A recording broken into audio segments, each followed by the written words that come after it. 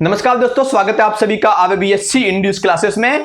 आज हम इस वीडियो में पढ़ेंगे 1857 का स्वतंत्रता संघर्ष। 1857 में जो स्वतंत्रता संग्राम हुआ, जो क्रांति हुई, उसके विषय में आज इस वीडियो में हम पढ़ने वाले हैं। इसके पहले वाले वीडियो में हम 1757 से लेकर के 1857 मतलब 100 साल का इतिहास पढ़ चुके हैं। उसमें हमने देखा था कि किस प्रकार से अंग्रेज आए, उन्होंने अपनी कंपनी स्थापित की, कंपनी से धीरे धीरे कैसे शासक बनते गए, वो सभी हमने उस अगले वाले वीडियो में देखा था। तो ये ऐसा नहीं था कि 1857 में पहले नई क्रांति हुई थी, ऐसा बिल्कुल नहीं था। इसके पहले बार बार अंग्रेजों का विरोध होता रहा, कई राजाओं ने किया, कई शासकों ने इनका अंग्रेजों का विरोध किया। लेकिन 1857 की जो क्रांति थी वो खास थी, क्योंकि इसमें जो अंग्रेजों के सैनिक थे वही अंग्रेजों के खिलाफ खड़े हो गए, जो आम जनता थी वही अंग्रेजों के खिलाफ खड़ी हो गई। भारत के लोगों को ये धीरे धीरे पता चलने लग गया कि अंग्रेज हम पर जबरदस्ती शासन कर रहे हैं, हुकूमत कर रहे हैं। ठीक है ना। तो आज हम पढ़ेंगे 1857 का स्वतंत्रता संघर्ष। ये पढ़ने से पहले कुछ महत्वपूर्ण बिंदुओं को याद रख लीजिए, कुछ महत्वपूर्ण पॉइंट को याद रख लीजिए। सबसे पहला पॉइंट है कि जब 1857 का समय आया तो उस समय जो गवर्नर जनरल थे, लॉर्ड डलहौजी को हटा करके कैनिंग को नया जनरल बना दिया गया था। और उस समय जो मुगल बादशाह चले आ रहे थे, तो 1857 के समय मुगल बादशाह बहादुर शाह द्वितीय, जिनको बहादुर शाह जफर नाम से भी जानते हैं, वो उस समय के मुगल बादशाह थे, जो कि मुगल वंश के अंतिम शासक भी माने जाते हैं। जी 1857 का विद्रोह हुआ, इसको दबाने के लिए मुख्य तौर पर अंग्रेजों की ओर से कैंपबेल का अधिक योगदान माना जाता है कि कैंपबेल ने जो 1857 का जो विद्रोह था उसको दबाने के लिए बहुत अधिक प्रयास किए थे। ठीक है ना। अंग्रेज आए भारत में, उन्होंने कई प्रकार के भारत के लोगों के साथ अन्याय करना प्रारंभ किया, अधिक टैक्स लगाना प्रारंभ किया। इससे लोग जो है काफी दुखी भी हो गए। और तो देखिए, जब लोग भड़क जाते, दुखी होते, तो कोई ना कोई उनकी जो आग होती है अंदर से उगल के तो बाहर आती ही है। ठीक है ना। तो जो 1857 का संघर्ष था वो यही था। तो ये जो 1857 का संघर्ष है ना, इसको लेके, इसका अगर हम स्वरूप देखें तो इस स्वरूप को लेके इतिहासकारों में काफी मतभेद है। जो पश्चिमी इतिहासकार है, इस 1857 के संघर्ष को कहते कि ये तो एक मामूली से सिपाही विद्रोह था, ये तो एक सामंती प्रतिक्रिया थी। मतलब सामंती प्रतिक्रिया मतलब बहुत सारे जो सामंत थे अंग्रेजों के, उन्होंने मिलके अंग्रेजों के विरुद्ध जो है एक विद्रोह किया, एक प्रतिक्रिया दी, वो सामंती प्रतिक्रिया थी। या फिर मुस्लिमों ने षड्यंत्र बचा था, ये था कि हिंदू मुस्लिमों की लड़ाई हुई इसलिए उन्होंने षड्यंत्र बचा था। तो ये जो है पश्चिमी इतिहासकार मानते हैं अपनी बात को टालने के लिए कि कोई भाई नाक ज्यादा न कट जाए, है कि नहीं। तो पश्चिमी इतिहास का क्या मानते हैं कि ये एक सामान्य सा सिपाही विद्रोह था, सब जो सिपाही थे, सैनिक थे, उन्होंने मिलकर विद्रोह किया था, सामंती प्रतिक्रिया थी। लेकिन जो भारतीय इतिहासकार वो ऐसा नहीं मानते।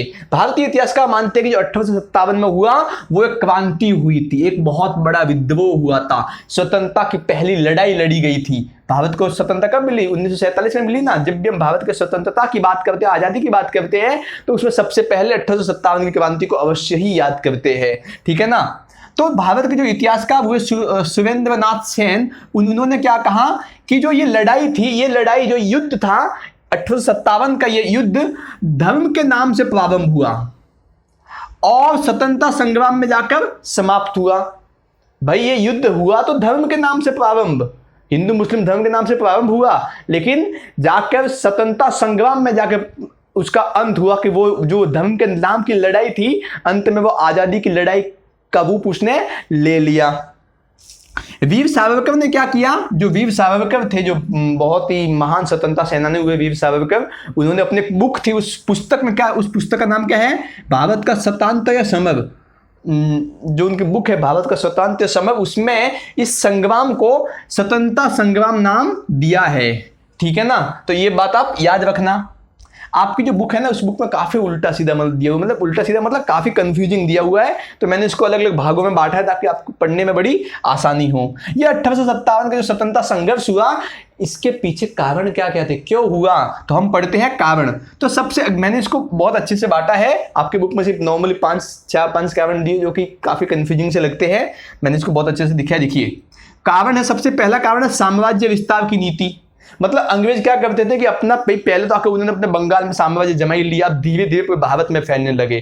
तो जो साम्राज्य विस्तार की नीति है उससे जो बहुत सारे जो राजा थे, शासक थे, वो उनसे नाराज होने लगे, जमींदार थे उनके मन में गुस्सा उबलने लगा। साम्राज्य विस्तार की नीति इन्होंने अपनाई कि जाओ दंगे कराओ, फूट डालो और साम्राज्य करो। तो जो इनकी साम्राज्य विस्तार की नीति थी ये भी ये स्वतंत्रता का एक महत्वपूर्ण कारण रहा। इसके अलावा जो राजनीतिक कारण थे, राजनीतिक कारण क्या था कि देखिए अभी 1857 में तो नया जो गवर्नर जनरल आया कैनिंग, वो आया, लेकिन इसके पहले जो गवर्नर जनरल थे कौन, लॉर्ड डलहौजी।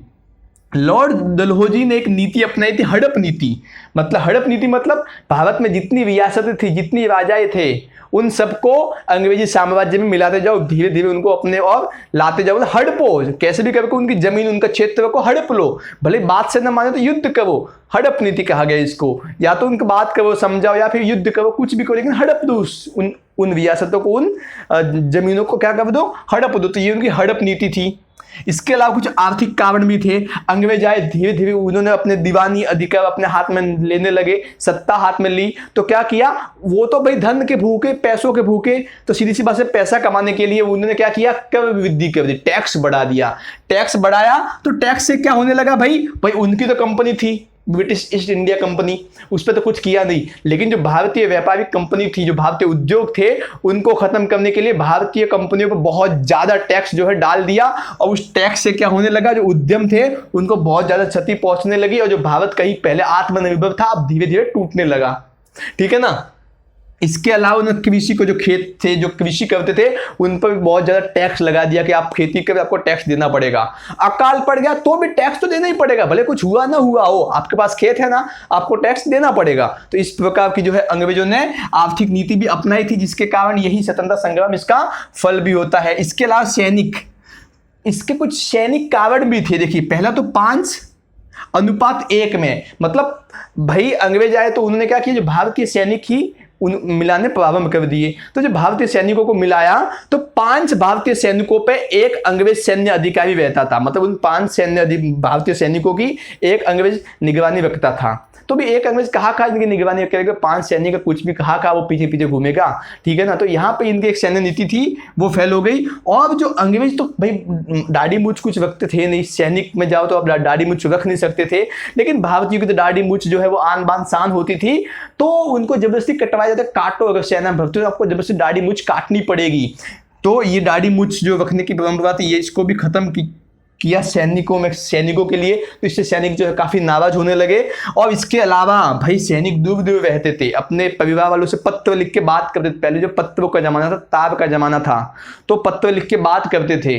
तो अंग्रेजों ने 1854 के आसपास उन्होंने पोस्ट का नया कानून लाया, और उसमें पत्र लिखने पर पैसे लगा दिए कि आपको पत्र लिखना है तो आपको पैसे देना पड़ेंगे। पोस्ट से अगर कोई पत्र भेजना है तो उसका पैसा देना पड़ेगा। तो इससे जो है जिनका जो पत्र छाप था, सैनिकों का जो पत्र लिखना था, घर पे जो अपना पत्र लिखना था, वो भी बंद हो गया, अपने घर से और ज्यादा बिछड़ गए। तो ये जो इन सैनिकों का जो गुस्सा था वो काफी उमड़ने लगा।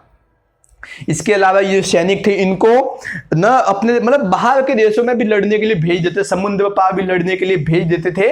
तो ये भी कोई सैनिक कारण इनमें रहे। इसके अलावा कुछ सामाजिक और आर्थिक कारण भी थे, सामाजिक और धार्मिक कारण भी थे।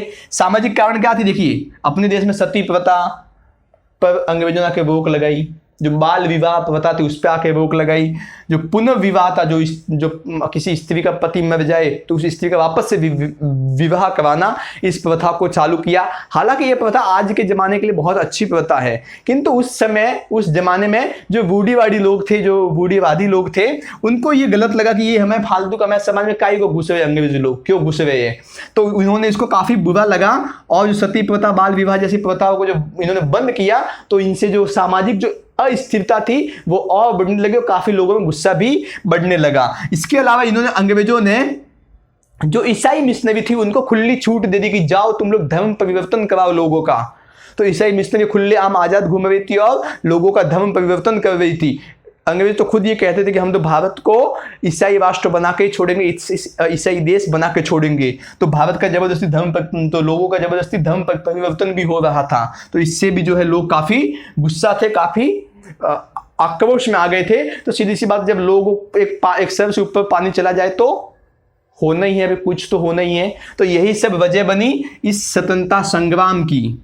ये स्वतंत्रता संग्राम प्रारंभ कैसे हुआ देखिए, तो प्रारंभ होने कब हुआ ये देखिए। तो क्या हुआ कि दिसंबर 1856 के आसपास, मतलब दिसंबर 1856 में जो सैनिकों के पास बंदूक होती थी ना, उस बंदूक को हटा कर एक दूसरी बंदूक लाई, उनको दूसरी बंदूक दी, एनफील्ड राइफल नाम की एक बंदूक दी। अभी उस बंदूक में क्या था कि जो कारतूस थी, जो गोलियां थी, वो गोलियां सुअर और गाय के चमड़े से बनी हुई होती थी।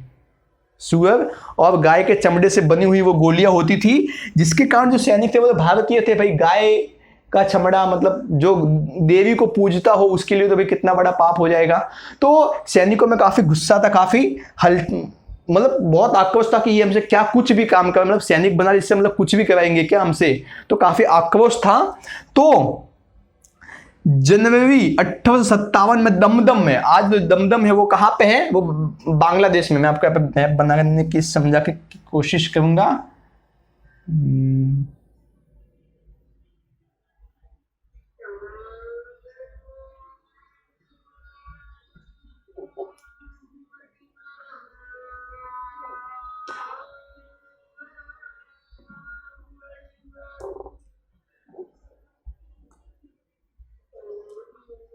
देखिए मैप ठीक से बना, लेकिन फिर भी आपको समझ आने की यहाँ पे कोशिश करता हूँ। देखिए यहाँ पे आज जो, यहाँ पे पहले भारत था, यहाँ पे ये बांग्लादेश है, ठीक है। यहाँ पे जो पहले बांग्लादेश था, मतलब वो भी भारत में आता था, लेकिन आज जो यहाँ पे बांग्लादेश है। तो बांग्लादेश पे यहाँ पे था दमदम। तो इस दमदम में सबसे पहले छिड़ गया आक्रोश। 1 जनवरी 1857 में दमदम में क्या हो गया, इन्होंने सैनिकों ने विद्रोह कर दिया, और धीरे धीरे वो विद्रोह फरवरी 1857 तक पहुंच गया बहरामपुर में। बहरामपुर आ गया यहाँ पे, यही बांग्लादेश जो आज का बांग्लादेश है, वहां पे बहरामपुर आ गया।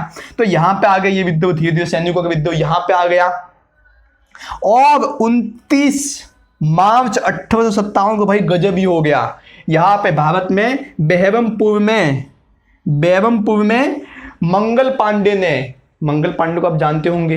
मंगल पांडे ने विद्रोह खड़ा कर दिया कि भाई ये कैसे हमसे काम करा रहे हो। और मंगल पांडे ने 2 अंग्रेज अधिकारियों को गोली मार दी, लेफ्टिनेंट बाग और सार्जेंट ह्यूसन को मंगल पांडे ने गोली मार दी, जिसके कारण मंगल पांडे को फांसी भी हुई 8 अप्रैल 1857 को। इसके कारण मंगल पांडे को फांसी भी हुई। तो इसके बाद यहाँ पे मंगल पांडे जो है जिस छावनी से संबंध रखते थे, 34वीं छावनी से जो है संबंध रखते थे मंगल पांडे, तो उस 34वीं NI जो रेजिडेंस जो रेजिमेंट थी, 34वीं NI रेजिमेंट थी, उस पर अंग्रेजों का काफी गुस्सा फूटा और उन्होंने जो रेजिमेंट था उसको तोड़ दिया।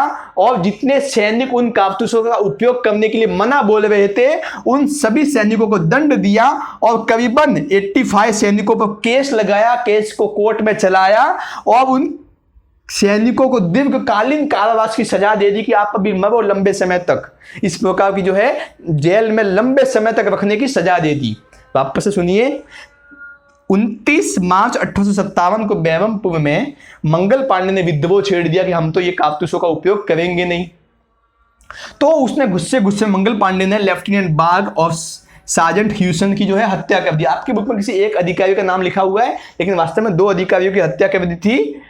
और इसी मंगल पांडे ने हत्या की, तो इसके साथ जिस रेजिमेंट से मंगल पांडे आता था उसका नाम था 34वीं NI रेजिमेंट।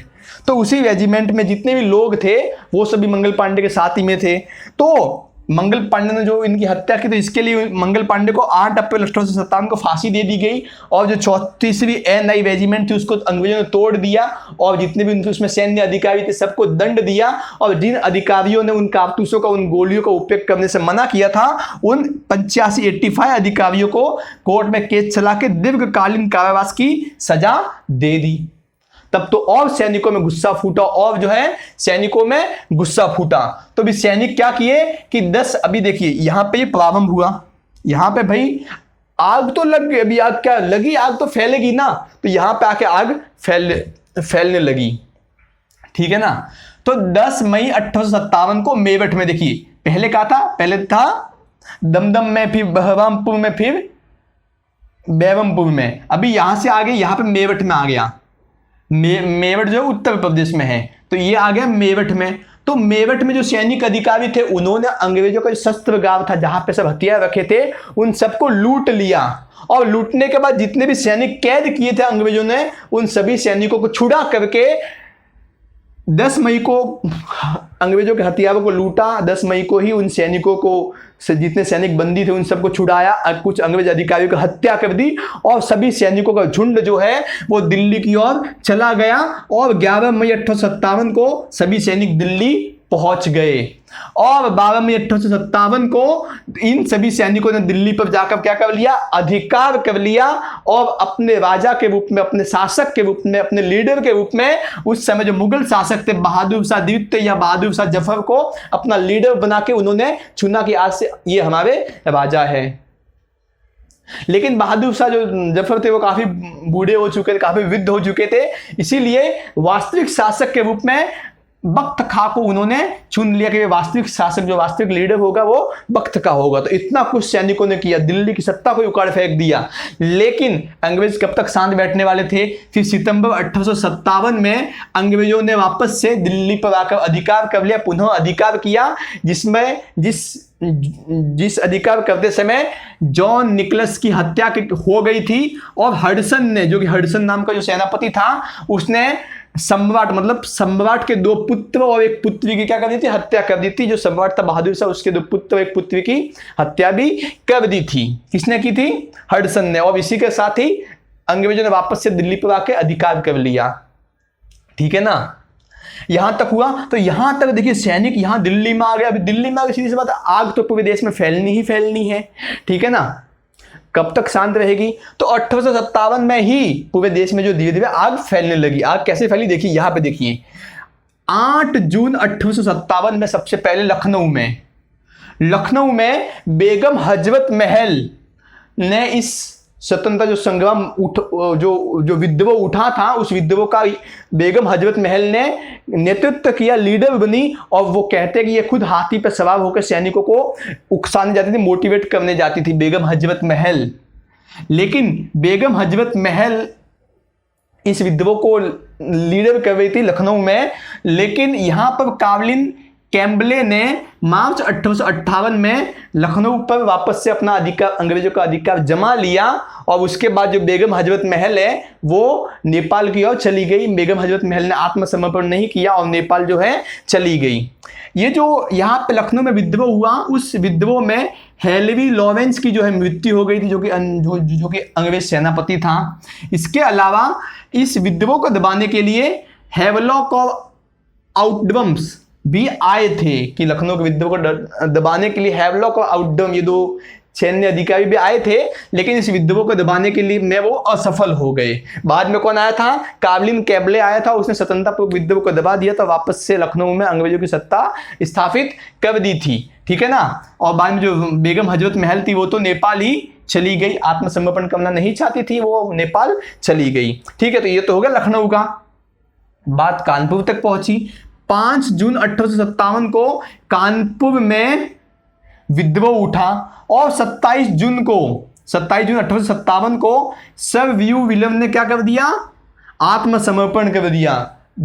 जो नाना साहेब पेशवा थे कानपुर में, जो आज महाराष्ट्र में आया कानपुर, नाना साहेब पेशवा के सामने 27 जून को सर ह्यूम विलियम ने, जो कि अंग्रेज सैन्य अधिकारी था, इसने आत्मसमर्पण कर दिया कि अब से आप ही संभालो। तो सारी सत्ता नाना साहेब पेशवा के हाथ में आ गई। और उस समय नाना साहेब पेशवा का जो साथ दे रहे थे वो थे तात्या टोपे। ठीक है ना।